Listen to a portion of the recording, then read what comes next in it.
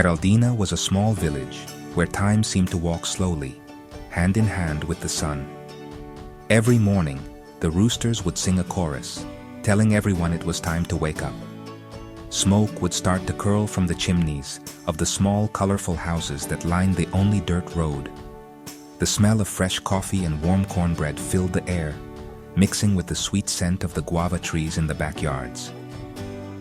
Life was simple and quiet. The days followed a familiar rhythm, marked by the church bell ringing at noon and the children's laughter as they played in the central square after school. It was a place where everyone knew everyone, and secrets were as rare as a cold day in summer. The village was nestled in a gentle valley, surrounded by green hills on one side and a dense, dark forest on the other. This was the Floresta da Jaqueira, a place of mystery and respect. The people of Meraldina lived with the forest as their neighbor, a constant presence that offered both gifts and warnings. They gathered fruits and medicinal herbs from its edges, but knew better than to venture too deep, especially after dark. The forest was part of their lives, a place of stories told by grandparents, tales of strange creatures and forgotten paths. The routine of the village was a safe harbor against the unknown that lived just beyond the trees. On this particular morning, the sun rose just as it always did, casting a golden light over the sleepy houses.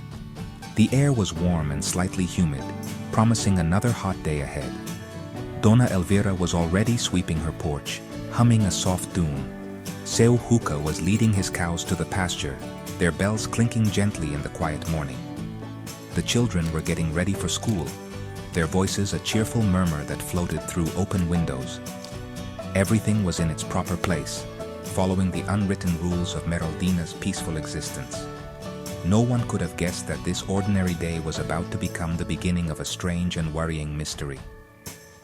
One of the most beloved figures in this daily routine was Dodinha, a plump and friendly pig with floppy ears and a very clever snout. She wasn't just any pig, she was the village's collective pet.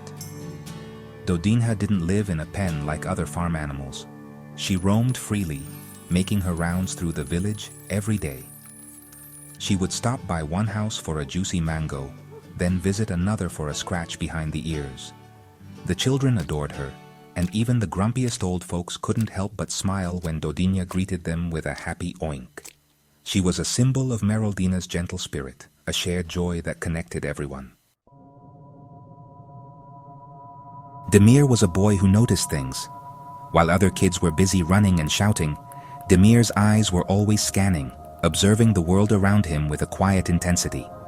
He knew which bird sang a different song in the morning and which flower bloomed a day earlier than expected. He had a mind for details, a special kind of curiosity that made him see patterns where others saw only chaos. His friends sometimes teased him for being so thoughtful, but they also knew that if something was lost, Demir was the best person to ask for help. He was like a little detective, his mind always working, always piecing together the small puzzles of daily life in the village. That morning, Demir felt a strange emptiness as he walked to Dinda Isaudina's house. Something was off. He stopped and looked around, trying to pinpoint what was wrong. The sun was shining, the birds were singing, and the usual morning smells were there. But then he realized what was missing. It was the sound.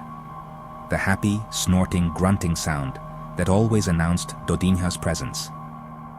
Usually, by this time, the pig would be trotting happily towards him, expecting a piece of the bread he always saved for her from his breakfast.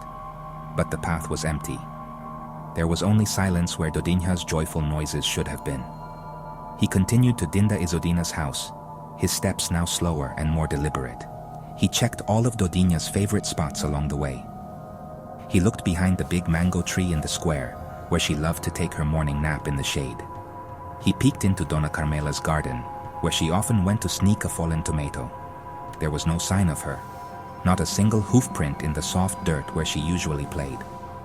The absence of the pig felt like a hole in the fabric of the morning.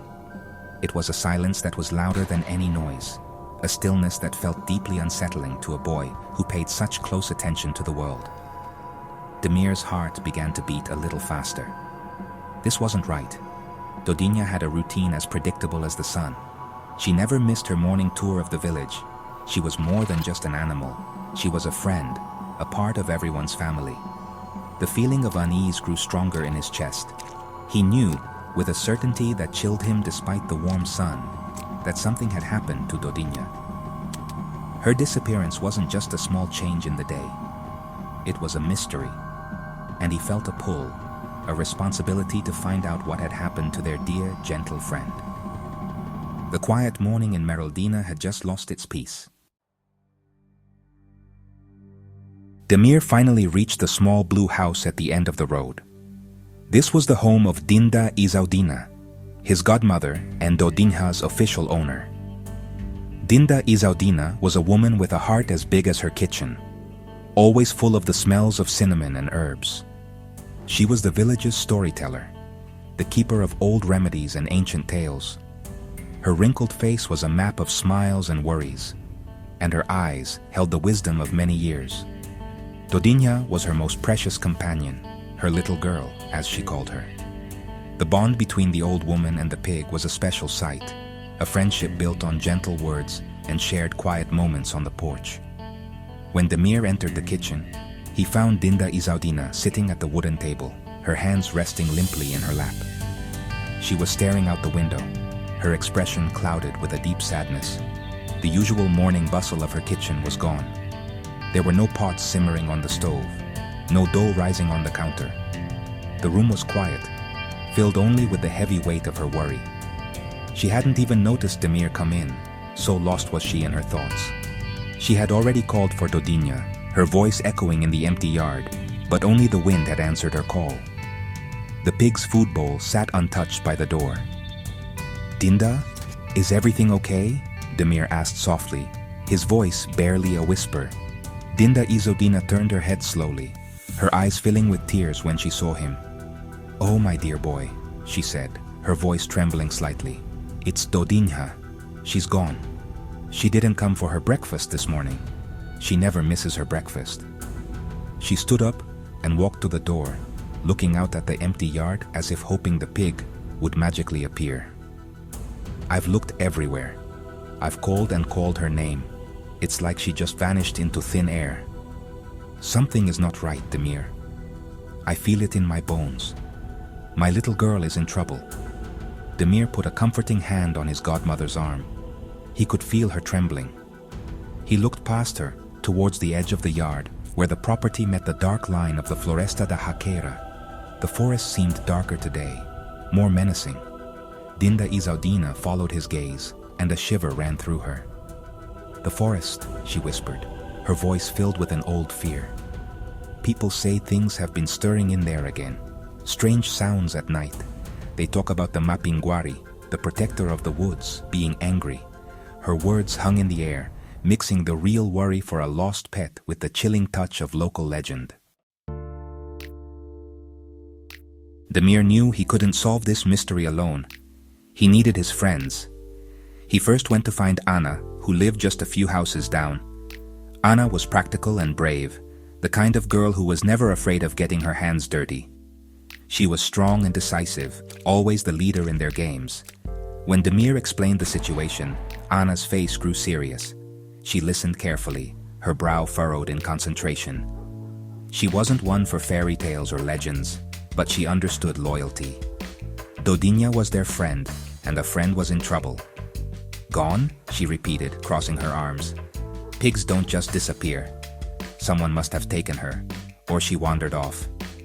We have to look for her, Demir, right now." Next, they went to find Crispim. If Anna was the group's strength, Crispim was its heart. He was a gentle boy, a bit fearful and always cautious. He was the one who worried about splinters, scary stories, and the dark. He loved animals more than anything and had a special connection with them. When he heard that Dodinha was missing, his eyes grew wide with alarm. Missing? But where could she go? Not into the forest? He stammered, his voice filled with dread. The Floresta da Jaqueira was Crispim's biggest fear, a place full of the shadowy monsters from Dinda Isaudina's stories. The thought of going in there made his legs feel weak, Anna looked at Crispim's worried face, and then at Demir's determined one. She knew they needed each other. "We have to go into the forest, Crispim," she said, her voice firm but kind. "It's the only place we haven't looked. Dodinha wouldn't go deep, but she might be lost near the edge." Demir added, "We'll stick together. We won't go far. We just need to check the trail near the big jacaranda tree. She loves the fruit that falls there." He tried to sound confident to reassure his friend, but he also felt a knot of fear tightening in his own stomach. The forest was a place of shadows and secrets. Crispim hesitated for a moment, his fear battling with his love for Dodinha. He looked at his two best friends, standing together, ready to face the unknown. He couldn't let them go alone, and he couldn't bear the thought of Dodinha being scared and lost. Taking a deep breath, he nodded slowly. "Okay," he said, his voice small but resolute. "I'll go. For Dodinha." And with that, the team was formed. A curious observer, a brave leader, and a compassionate heart. They were just 3 kids, but together, they felt a little stronger, a little braver, ready to take their first steps into the mystery that awaited them in the Whispering Woods. The trio stood at the edge of the Floresta da Jaqueira, where the neat village yards gave way to a wild tangle of trees and shadows. The air immediately felt different here. It was cooler, heavier, and filled with the earthy smell of damp soil and decaying leaves. The cheerful sounds of Meraldina faded behind them, replaced by the hushed whispers of the forest. Leaves rustled in a breeze they couldn't feel, and the strange calls of unseen birds echoed through the dense canopy above. The sunlight struggled to break through the thick leaves, creating shifting patterns of light and dark on the forest floor that looked like watching eyes.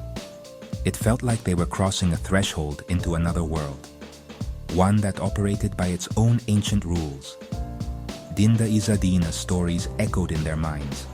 Tales of the Curupira, a creature with feet turned backwards to confuse hunters, and the Matinta Pereira, a mysterious old woman who could turn into a bird and cast curses. These were just stories told around the fire on cold nights, but here, in the heart of the forest's gloom, they felt frighteningly real. Every snapped twig sounded like a footstep. Every shadow seemed to hold a hidden shape. Crispim walked with his eyes wide, flinching at every sound, while Anna held a sturdy stick, her expression one of fierce determination. Demir led the way, his gaze sweeping the ground, looking for any sign, any clue that Dodinha had passed this way. They followed a faint path that wound its way between enormous trees with thick, gnarled roots that looked like sleeping serpents. Their hope was to find a hoof print, a piece of her coarse hair caught on a bush, anything to prove they were on the right track. Demir bent down, his fingers tracing a mark in the mud. "Look," he whispered, pointing. "This could be her print. But it's strange. It looks like it was dragged." Anna leaned in to see, her practical mind trying to make sense of the clue. A dragged mark? That didn't sound like Dodinha was just wandering. It suggested something else, something more sinister. As they moved deeper, the forest grew quieter, the silence more profound. It was a silence that felt heavy, watchful. Suddenly, Crispim stopped and grabbed Anna's arm, his face pale. "Did you hear that?" he breathed. They all stood perfectly still, listening. At first, there was nothing but the sound of their own breathing, and then they heard it. A low, mournful sound, like a cry, coming from further in the woods. It wasn't the sound of a pig. It was something else, something they had never heard before. The cry echoed through the trees, filled with a strange sadness. They looked at each other, a shared question in their eyes. The mystery of the missing pig was just the beginning. Something much bigger and much stranger was waiting for them in the heart of the forest.